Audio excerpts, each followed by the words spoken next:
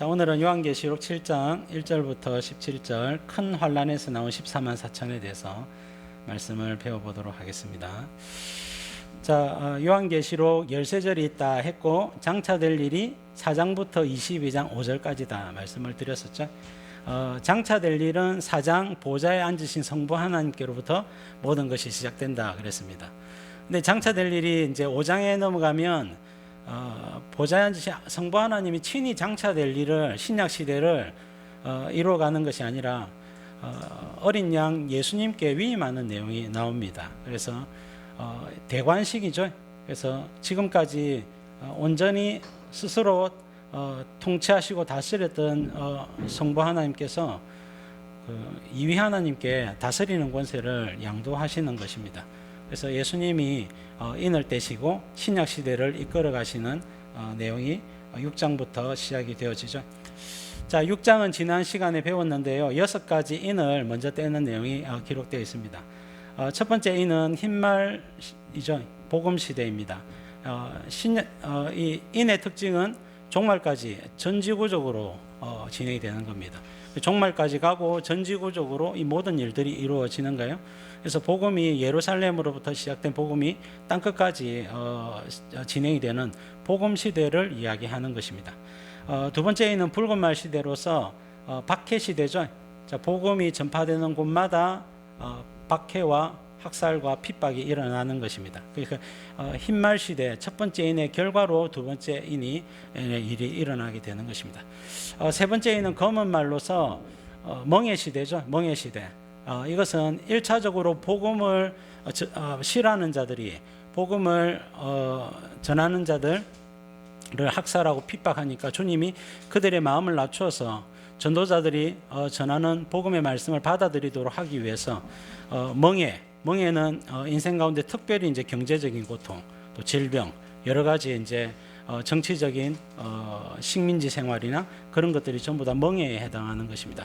그래서 멍해 시대를 통하여 사람들의 마음이 낮아지면 다시금 그들의 마음의 복음 시대, 흰말 시대가 시작되게 되어지는 것이죠. 그러나 멍해 시대에도 불구하고 복음을 계속해서 이제 교회를 성도를 핍박하거나 특별히 복음을 전해야 될 교회가 타락하게 되면 청황색말 시대가 열리게 되는 겁니다. 그래서 청황색말 시대는 전쟁 시대로서 멍해 시대에 멍해라고 하는 징계를 주었음에도 불구하고 회개하지 않을 때, 그리고 교회가 타락을 해가지고 더 이상 복음을 전하려고 하지 않을 때, 또 타락하고 혼합된 복음을 전하려고 할 때는 전쟁 시대를 열어서 교회의 마음을 낮추고 교회를 회개시켜서 다시금 복음 시대에 헌신하도록 하게 되는 것입니다. 그래서 흰말 시대와 첫 번째 인부터 네 번째 인까지가 하나의 사이클이라고 했죠. 그래서 예루살렘으로부터 모든 복음이 전파되는 곳마다 첫 번째 인부터 네 번째 인까지의 사이클이 반복되게 되어지는 겁니다. 우리나라 같은 경우에는 19세기 후반에 복음이 들어왔기 때문에 이 순환을 몇 번 지나지 않았습니다. 겨우 지금 한 두 번, 세 번 정도 이제 지나고 있는 타이밍이죠. 근데 복음을 일찍이 받았던 곳에는 이 사이클이 계속해서 반복이 되어지게 되는 겁니다. 그러면 이 사이클이 언제까지 반복이 되느냐? 순교자의 큰 시대가 올 때까지다. 그래서 다섯 번째는 순교자의 시대입니다. 그래서 우리가 언제 예수님이 재림하느냐, 언제 종말이 오느냐, 한 가지 분명히 알고 있는 것은 마태복음 24장 14절 말씀입니다. 이 천국 복음이 모든 민족에게 증언되기 위하여 온 세상에 전파되리니 그제야 끝이 오리라. 그러니까 복음이 땅까지 전파되면 주님이 재림하시는 거죠. 당연히 주님도 더 이상 복음이 전파될 곳이 없고 또 복음을 받을 영혼들이 없을 때 주님이 이 땅에 오셔서 심판하고 구원하시는 재림 예수님의 시대가 열리게 되어지는 것입니다. 그래서 그러면 복음이 땅까지 전파되기 위해서는 다섯 번째 순교자의 큰 시대가 와야 되고 순교자들이 많이 나와야 된다. 순교자가 언제냐? 순교자의 시대가 언제냐? 제가 20세기가 절정이다 그랬습니다. 20세기가 순교자의 시대, 20세기로 국한할 건 아니에요. 순교자도 흰말 시대, 붉은 말 시대부터 계속해서 순교자들은 나왔거든요. 그래서 순교자의 큰 시대, 절정이 언제냐? 이게 20세기입니다. 공산권 치하에서 가장 많은 순교자들이 나왔고 그 외에도 이슬람권이나 힌두권이나 이제 불교권이나 다른 뭐 이제 무교나 그런 데서 많은 박해가 일어났던 것을 우리는 알고 있고 이 20세기를 지나면서 지금 땅끝 복음화가 거의 끝나갑니다. 거의 막바지에 이르게 되었고 지금은 미전도 족속 외에는 지금 복음 받을 사람들은 대부분 다 받았다 해도 과언이 아닙니다. 예수님은 지금 마지막 이삭 줍기 마지막 추수를 하고 있지 않느냐 판단이 되어지고 그러면 순교자의 큰 시대가 끝나고 다섯 번째 인이 지나갔다는 것을 어떻게 알 수 있느냐 여섯 번째 인을 통하여 알 수가 있는 것입니다. 여섯 번째 인이 떼어지면 다섯 번째 인은 끝났구나 이제 여섯 번째 인 천재지변 시대를 통하여서 7년 대환란 일곱 번째 인을 준비하고 계시는구나 하는 것을 알게 되는 거예요. 그래서 천재지변 시대는 네 가지로 이루어지죠. 첫 번째는 큰 지진이 나며 큰 지진, 전 지구적인 큰 지진이 일어나야 됩니다. 우리가 종말의 현상은 전부 다 전 지구적이라 했죠. 요 한 가지 메시지만 기억을 해도 우리가 여러 가지 잘못된 가르침에 현혹되지 않을 수가 있습니다. 그래서 전 지구적인 큰 지진이 지금까지 나타난 적이 없다고 말씀드렸습니다. 그래서 코로나처럼 코로나는 전 지구적인 전염병이죠. 마찬가지로 전 지구적인 지진이 대지진이 일어나야 되는 거예요. 리히터 6, 7 이상의 지진들이 모든 대륙에서 모든 나라에서 다 일어나야 되는 겁니다. 전 지구적인 큰 지진이 일어나고 그 다음에 두 번째는 해가 상복처럼 검어지고 달이 붉어지고 별이 떨어진다 그렇게 했죠. 이것도 해달별이기 때문에 이거는 전 지구적일 수밖에 없죠. 우리는 해달별이 징조가 있으면 전 지구적으로 모든 사람들이 다 알게 되는 거예요. 세 번째는 하늘이 두루마리처럼 말리면서 갈라지고 나누어지고 그랬습니다. 그래서 지금은 하늘이 전혀 나누어지지 않고 쫙 펴져 있죠. 하늘은 라키아 펼쳐져 있는데 이것이 어느 날 두루마리처럼 말리면서 갈라지는 현상이 나타난다면 이거는 요한계시록 6장 12절부터 14절의 말씀이 성취되고 있구나 하는 것을 여러분들이 큰 지진부터 이 천재지변 시대를 통하여 단번에 알게 되어지는 거예요. 그리고 네 번째는 산과 섬이 제자리에서 옮겨진다. 산과 섬이 없어지는 게 아니에요. 제자리에서 옮겨진단 말입니다. 지각 변동, 큰 지각 변동이 이것도 이제 지진과 함께 일어나겠죠. 그래서 이런 현상이 나타나게 되면 7년대 환란이 임박했구나. 이것을 우리가 천재지변을 통해서 알 수가 있다. 그래서 예수님의 재림이 임박했음을 첫 번째는 땅끝 복음화로 알 수 있지만 요거는 뚜렷하게 이제 객관적인 증거로 알기가 상당히 힘들어요. 그리고 두 번째는 천재지변 시대. 여섯 번째 천재지변이 네 가지가 연속적으로 순서대로 나타납니다. 순서대로 나타나는 모습을 통해서 우리가 7년 대환란이 임박했고 예수님의 재림이 코앞에 왔구나 하는 것을 알게 되어지죠. 나머지 세 번째가 이스라엘 회복이에요. 이스라엘 회복은 계시록 10장 11장의 말씀을 하고 있는 것입니다. 그래서 그것은 좀 이따가 다음에 설명을 드리기로 하고 천재지변 시대 여섯 번째 인이 떼어졌습니다. 오늘은 제가 이제 옛날에 했던 도표 하나를 보여드리는데, 이것은 이제 제가 한 10여 년 전에 이제 만든 도표인데요. 일곱 인과 일곱 나팔과 일곱 대접 간의 상관관계를 알아야 요한계시록은 쉽게 풀어질 수가 있습니다. 많은 목사님이나 교수님들이나 학자들이 여기에서 실패하기 때문에 요한계시록을 뒤죽박죽으로 이제 가르치거나 제대로 설명을 못하게 되는 겁니다. 그래서 일곱 인 안에 모든 것이 다 들었다 보시면 됩니다. 일곱 인 안에 일곱 나팔도 들었고 일곱 대접도 들어있는 거예요. 그러니까 일곱 인이면 충분한 겁니다. 마치 일곱 인이 부족해가지고 일곱 나팔이 더 필요하고 일곱 대접이 더 필요한 것처럼 생각하면 이 7이라고 하는 개념 자체를 잘 이해를 못하는 것이거든요. 두루마리에 박혀져 있는 일곱 인을 떼면 두루마리 책을 볼 수가 있는 겁니다. 두루마리 책을 보면 이 두루마리 책이 지금 소아시아 일곱 교회를 비롯한 모든 성도들에게 위로의 말씀이 되어지는 것이죠. 더 이상 일곱 인 외에 다른 것이 필요치 않습니다. 그죠? 그러면 일곱 나팔은 뭐냐? 일곱 나팔은 일곱 번째 인입니다. 일곱 번째 인이 떼어지니까 일곱 나팔수가 등장을 하더라는 거예요. 그리고 일곱 번째 나팔이 일곱 가지 대접입니다. 그래서 일곱 번째 나팔을 부니까 일곱 대접 가진 천사들이 등장을 하더라는 겁니다. 그래서 이것을 잘 이해해야 됩니다. 그 여섯 가지 인은 7년 대환란 전까지고 예수님 재림 7년 전까지고, 그리고 7년 대환란이 7번째 인이라는 것입니다. 그래서 7년 대환란이 지나고 나면 예수님 재림하시겠죠. 그래서 밑으로 내려가가지고 7번째 인은 6나팔 더하기 7번째 나팔인데, 7번째 나팔은 7대접이란 말입니다. 자, 그래서 요 7인 안에 7나팔도 들었고 7대접도 다 들었다. 그래서 7인을 우리가 산수로 표현하면 6인 더하기 6나팔 더하기 7대접이다, 이렇게 이해하시는 게 성경적이다. 그것을 제가 성경을 통하여 말씀을 드리도록 하겠습니다. 자, 6장을 마무리하면서 전 세계에 있는 지도자들과 자유인과 종들이 전부 다 그 큰 사나 작은 사나 내 머리 위에 떨어져서, 바위들아 내 머리 위에 떨어져서 보좌에 앉으신 성부 하나님과 어린 양의 진노로부터 우리를 가리라 그랬습니다. 왜? 천재지변이 4가지가 이렇게도 무서운데, 그죠? 앞에 당했던 재난은 천재지변 4가지 아닙니까? 큰 지진, 해달별, 하늘, 그 다음에 산과 섬이 제자리에서 옮겨지는 것.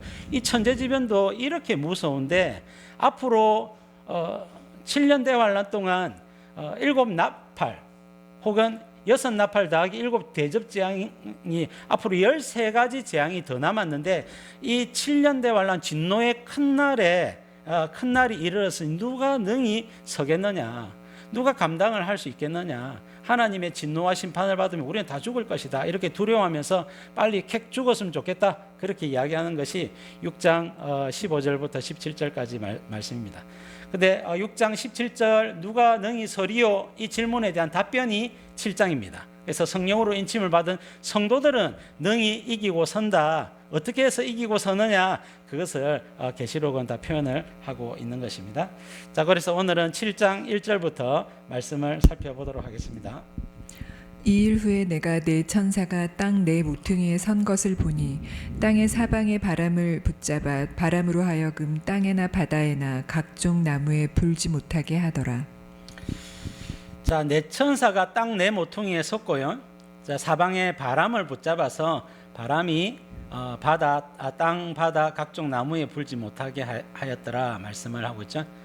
성경에서 바람은 환란을 상징합니다. 환란, 재앙, 이런 것들을 상징하거든요. 다니엘서 7장 2절에 보니까 하늘에 네 바람이 큰 바다로 몰려 불더니 바벨론이 일어나서 전 세계를 장악하고, 페르시아가 일어나서 전 세계를 무찌르고, 헬라, 로마가 각각 일어나서 전 세계를 차지하더라. 많은 사람을 죽이고 많은 사람을 노예로 삼고 학살하고 재물을 빼앗고 이렇게 하더란 말입니다. 무거운 세금을 내리고. 그래서 여러분 이 제국들이 환란이다, 그렇게 성경은 표현을 하고 있습니다.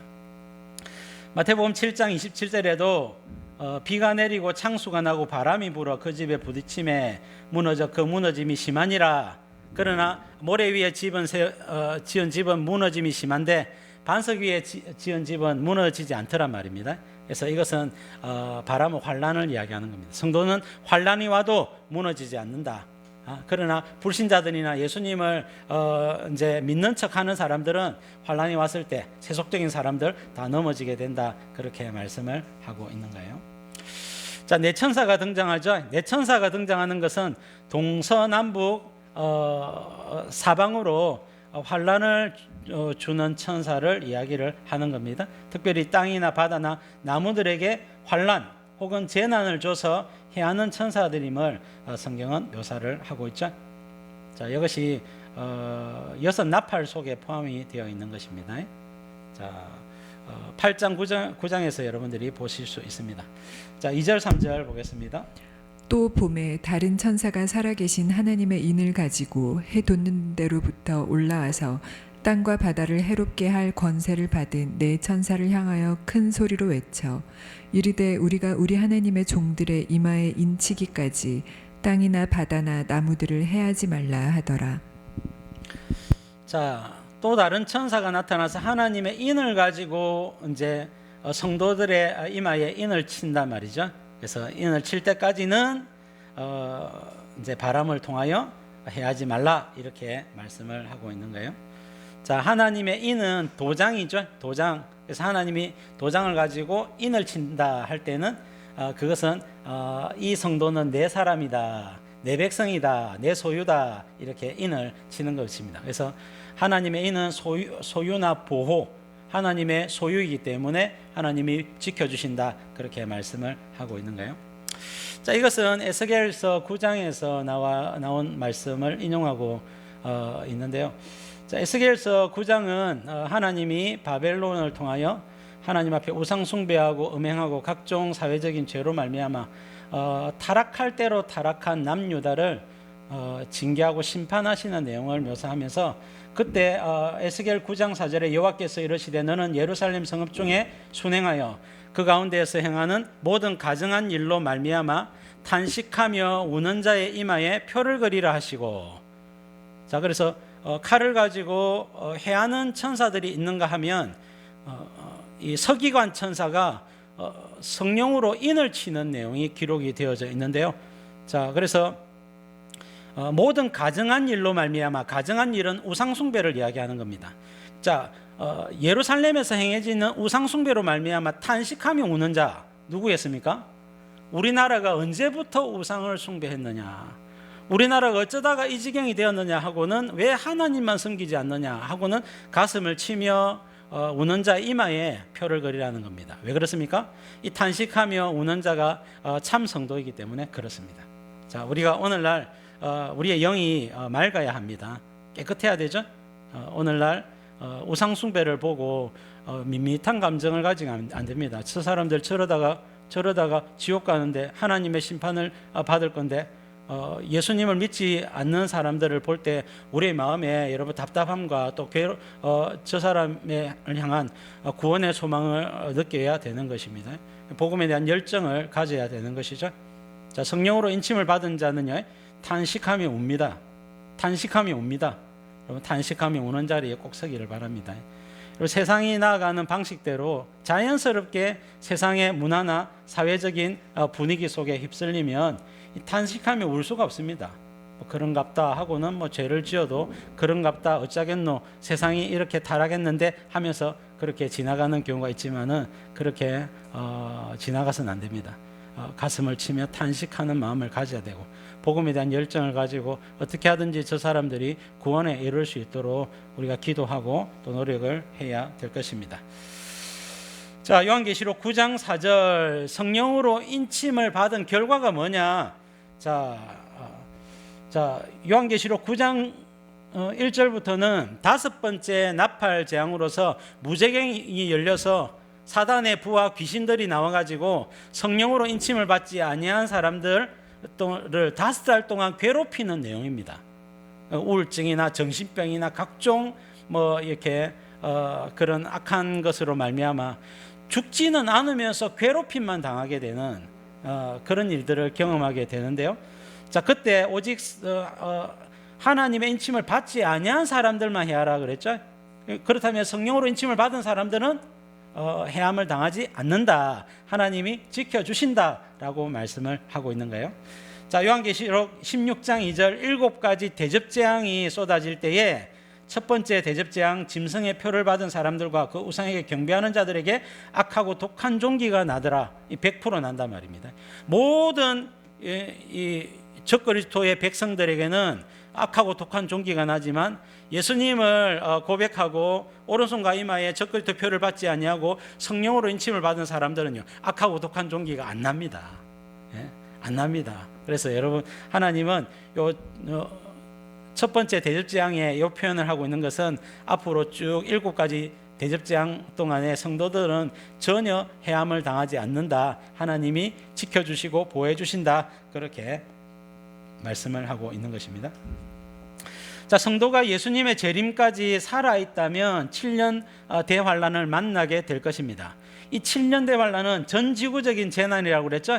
그래서 6나팔, 7대접 13가지 재앙을 만나게 되지만 성령으로 인침을 받은 성도들은 보호함을 받습니다. 그 중에 처음에 1나팔부터 4나팔까지는 하나님께서 환경을 치시는데 사람이 인생이 살아가는 환경, 땅, 곡식, 바다, 그 다음에 물, 그 다음에 해달별 이런 환경을 치는데 그때에 성도들은 그 네 번째 나팔 재앙까지는 같이 당하게 됩니다. 근데 다섯 번째 나팔 재앙, 본격적으로 사람에게 해가 되는 그때는 하나님께서 성도들은 오롯이 지켜주신다, 그렇게 말씀을 하고 있는 거예요.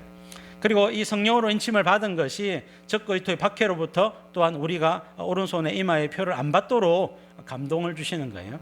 그래서 우리를 구원해 가시는 하나님이 어떻게 구원을 해 가시느냐, 결국은 성령의 인침입니다. 자, 출애굽기 7장부터 12장까지 모세의 10가지 재앙이 나오는데, 그때 보면 10가지 재앙이 피, 개구리, 이, 파리, 악질, 독종, 우방, 메뚜기, 흑암, 장자의 죽음 아닙니까? 거기 네 번째 파리 재앙부터 하나님께서 고센 땅에 있는 이스라엘 백성들과 애굽 사람들을 구분하십니다. 그래서 고센 땅에는 파리 재앙이 오지 않습니다. 그 뒤에는 쭉 오지 않습니다. 그래서 하나님은 몇 가지는 하나님이 무서운 분이시구나, 하나님이 온 세상을 심판하시는 분이시구나 하는 것을 느끼게 만들기 위해서 성도들도 환경을 치는 재앙에는 동참을 하게 하지만은, 그 다음에 본격적으로 사람을 괴롭게 하는 그런 재앙에는 하나님께서 성도들을 지켜주시고 보호해 주신다 말씀을 하고 있는 거예요. 자, 4절 말씀 보도록 하겠습니다. 내가 인침을 받은 자의 수를 들으니 이스라엘 자손의 각 지파 중에서 인침을 받은 자들이 14만 4천이니. 자, 인침을 받은 자의 수가 이스라엘 각 지파 중에서 14만 4천이다 그랬습니다. 자, 들으니 했으니까 음성으로 들었죠. 자, 오디오 시스템으로 들은 것입니다. 자, 14만 4천 명이 과연 실수냐 상징이냐, 이것 때문에 학자들이 논란이 많습니다. 이단들이 이것을 많이 활용하죠.